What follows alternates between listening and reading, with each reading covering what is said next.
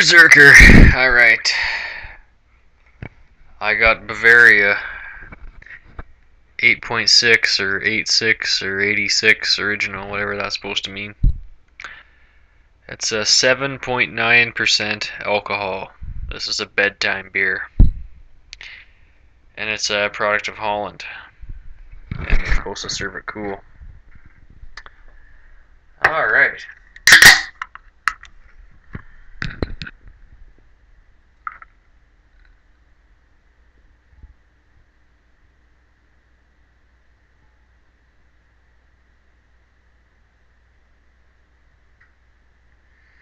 Patience. I can smell it.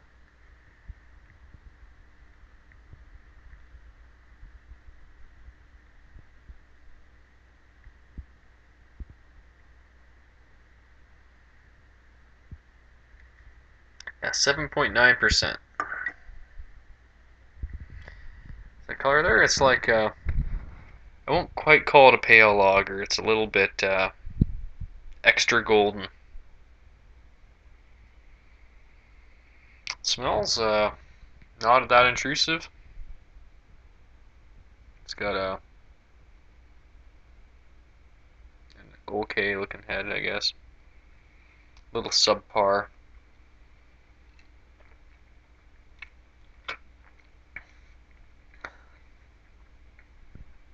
Whoa!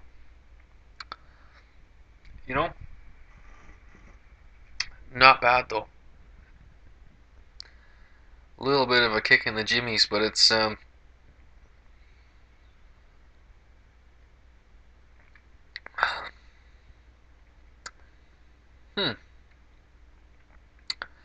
It's so gold. I think they must have just packed this with barley to get 7.9% out of it.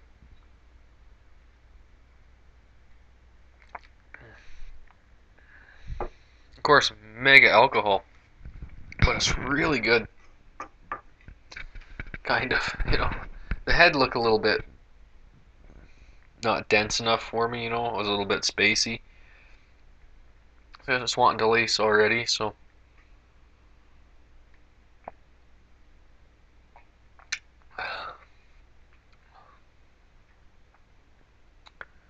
Well, I really like it. I tried the Bavaria in the blue can, and it was okay. For the price, I think it was fair. It wasn't anything really special. Slightly lower quality. Well, no, I shouldn't say lower. It was kind of. There's a lot of Euro lagers that are probably similar. It wasn't like the best Euro lager, is what I'm trying to say.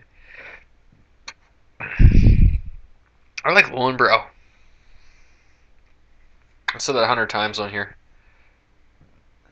This is the one I really like, and it's not like I know there's better ones out there probably. It's just it's cheap. It's in my store, and it's when I want a pale lager, I want one that's made with pure barley. You know what I mean? I'm pretty sure this one is. This one here, it looks like there'd be a lot of corn in it, but I think that's probably all barley too.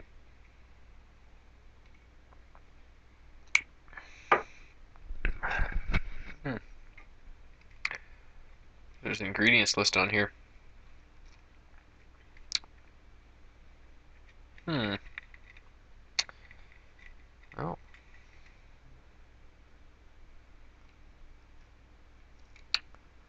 Right. Anyway. It smells really good. Um,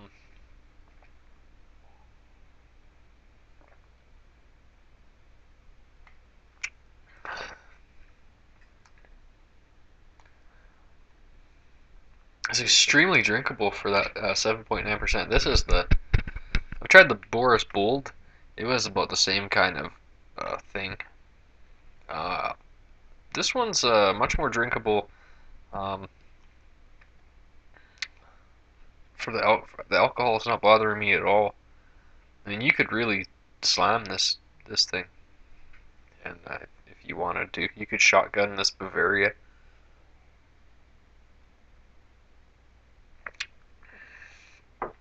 Like the alcohol really suits it. It doesn't taste too alcohol-y, or like it does, but it's with the amount of barley in the body, it's just peachy like that for some reason. Yeah, I would try it. I would try it. I definitely recommend trying this. And I'll have to say that it's pretty good. Excuse me. Considering how nasty some strong beers can be. And by strong, I mean back in the day we used to drink the Wildcat, and I think it was like maybe 6%. And that stuff was like pretty bad. It's cheap. Can't remember what it was. Hmm.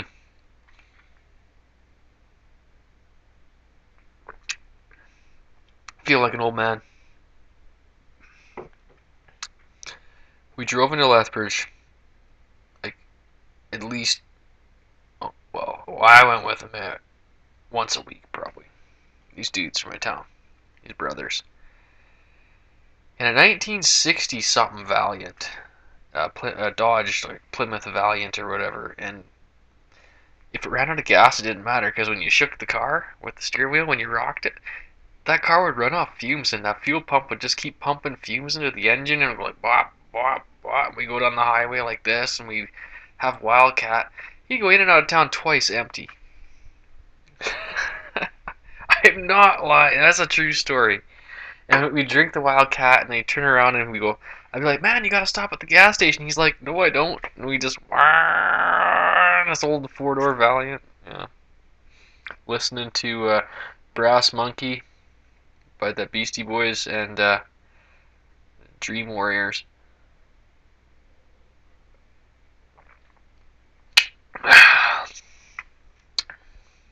I quite like it. As for a rate, it's easily an 8 out of 11. Easily. For what it is, how much alcohol is bringing to the table. A lot of people shit smash Bavaria, but I like this better than the blue can Bavaria. I think that this is. I wasn't impressed with the head, although it is lacing um, quite well for a lager. There's still some little bit of residual head down there.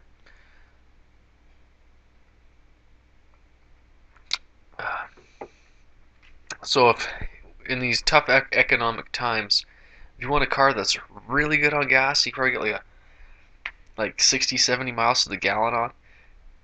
Get a 1968 Plymouth Valiant with a slant 6 in it, and it doesn't matter. You just run out of gas and just go like this down the highway, just taking the steering wheel, eh? Just go like this.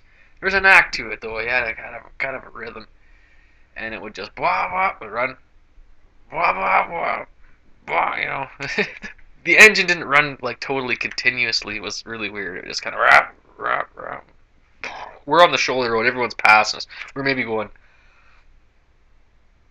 maybe 30k, 30, 40k at the most, if that.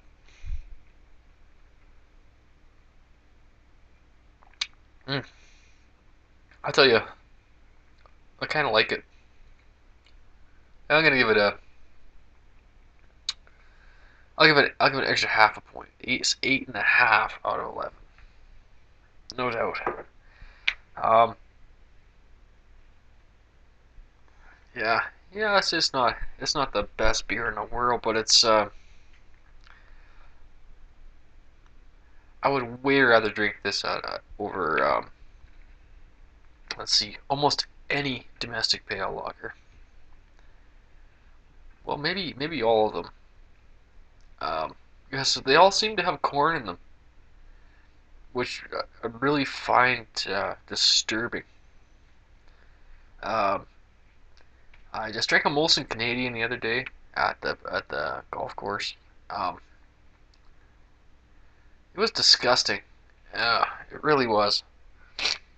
This is way better. I should probably give you a price on this too, eh? I like to finish my beer. I'm milking it. This is a 9%, or no, sorry, an 8% beer basically. So don't Don't get your tit in a knot. It's okay. It was $3 for that can of beer for it's a 500 ml. But the guy at the store, I said, man, because I was looking at the wines and it was really tough finding wine for around the $10 mark. I wasn't able to pull it off at the at Safeway. Okay, so I had to go to South America. It was 11.39 for I want to do Merlot from somewhere. I can grab them. Walnut Crescent. This is a get my crotch out of your face there. I forget Chile. It's it's a Walnut Crescent Merlot 2012, and I couldn't find any 2011 bottles in that price range.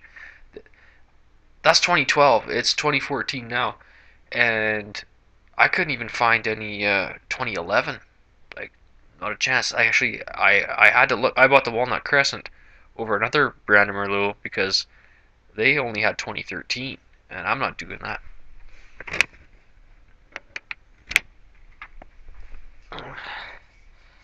And La Putra. I don't know how that's pronounced, but that's a really cool label. They got the the ancient South American native hieroglyphics. This is a Syrah from Argentina. Really excited about this, and see if it's any damn good. So stay tuned for those. We'll finish this one. Hey, look, a brass monkey. That's quite a brass-colored beer.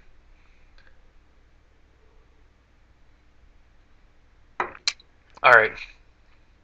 Yeah, I recommend if you're gonna try strong beer and you don't want it to be too bitter and too nasty. I would go for this one because it wasn't. It's still really strong, but it was very well concealed, well balanced. They did a pretty good job. Seriously, $3. $3. You you can't go wrong. It's worth a gamble. Just try a single, you'll be happy. And